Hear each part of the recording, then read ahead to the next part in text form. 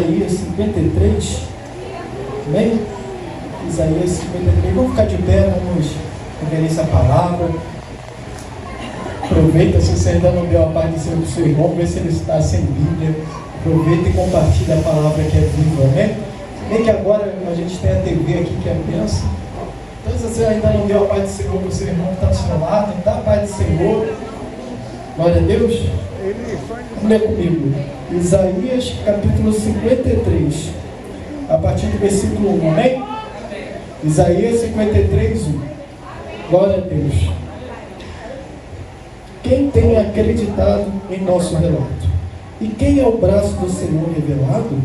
Porque ele crescerá diante dele, como uma terra plantada, e como uma raiz de terra seca, não tem forma, sem formosura.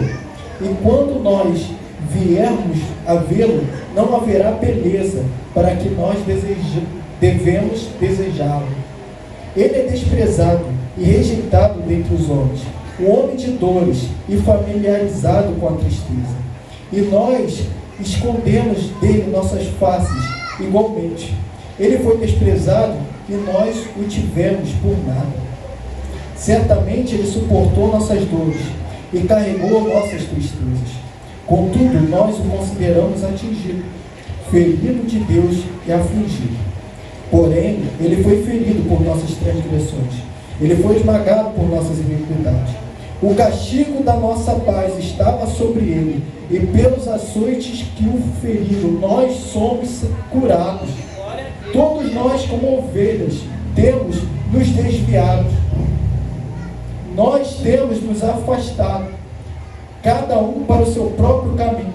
E o Senhor tem posto sobre ele a iniquidade de todos nós. Ele foi oprimido, ele foi afligido, contudo ele não abriu a sua boca. Ele é trazido como cordeiro para o matadouro, e como uma ovelha muda perante os tosqueadores está. Assim ele não abriu a sua boca. Ele foi tirado da prisão e do juízo. E quem declarar a sua geração? Porque ele foi cortado da terra dos viventes, pela transgressão do povo. Foi ele chegado. Ele fez a sua sepultura como perverso e corrupto, em sua morte, porquanto ele não tinha feito nenhuma violência, nem engano algum estava em sua boca. Contudo, agradou ao Senhor feri-lo. Ele o submeteu ao apodrecimento. Quando tu vieres a fazer da alma dele uma oferta pelo pecado, ele verá sua descendência, ele prolongará seus dias, e a vontade do Senhor prosperará nas mãos dele. Pode se assentar. Meu coração chega até a acelerar quando eu li essa passagem. Não preciso dizer muita coisa. Aqui já diz, Isaías falou essa palavra aqui quase 700 anos antes de Jesus ter todo o sacrifício. A gente está falando do Cordeiro, Jesus Cristo, que sofreu na cruz por nós, para os nossos pecados, e isso todos nós sabemos que estamos aqui essa noite. Certo?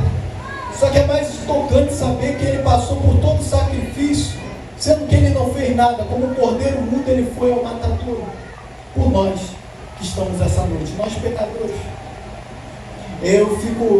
Uma vez eu refleti sobre os sacrifícios que estão lá em Levítico, e aí Deus me fez perceber, antes o ser humano pecava, e ele tinha que matar um animal, e através do sangue daquele animal, era perdoado os pecados. Saía dali, da onde fazia o sacrifício, voltava a pecar novamente. No outro ano ele tinha que sacrificar um animal. Saía dali, pecava novamente. Outro ano tinha que sacrificar um animal. Vocês imaginam uma coisa dessa? Precisou de um homem, precisou de próprio Deus descer aqui como um homem para morrer, para que nossos pecados hoje fossem perdoados.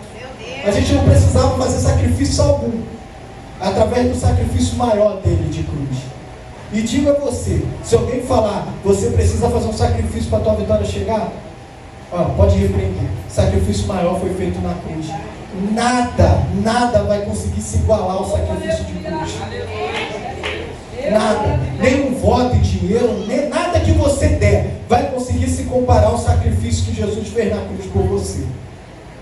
É interessante você perceber toda a trajetória de Jesus na cruz. Por que eu estou falando isso? Porque hoje é considerada a sexta-feira da paixão. Sexta-feira da paixão quer dizer que foi o momento em que Jesus passou ali.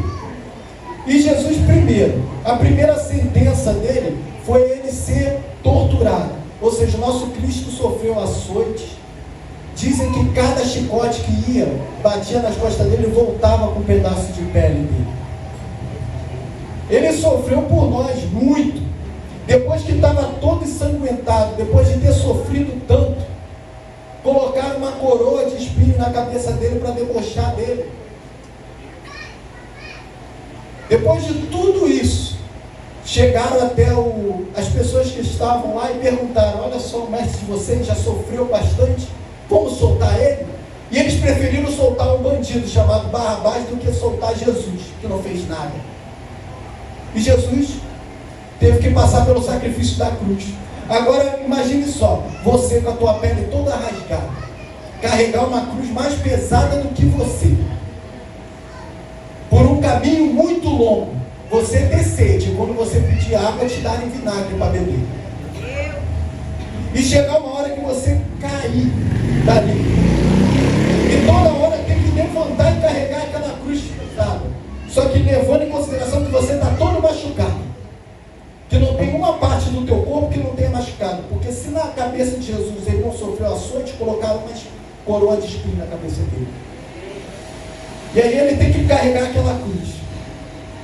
Claro que Deus enviou um homem, aquele homem que estava passando, Simão Cirineu, ajudou Jesus a carregar a cruz por um pedaço, mas mesmo assim a cruz ainda estava pesada. Depois de ser colocado numa cruz, ainda ser martelado, com um prego gigantesco atravessando o seu pé e dois atravessando a sua mão. E digo mais, ele não fez nada. Como diz aqui Isaías, que profetizou isso muito antes, o castigo que nos traz a paz. Hoje, se você tem paz, se você dorme e tem paz, o castigo estava sobre ele. É para refletir mesmo, a gente saber por que a gente está aqui essa noite.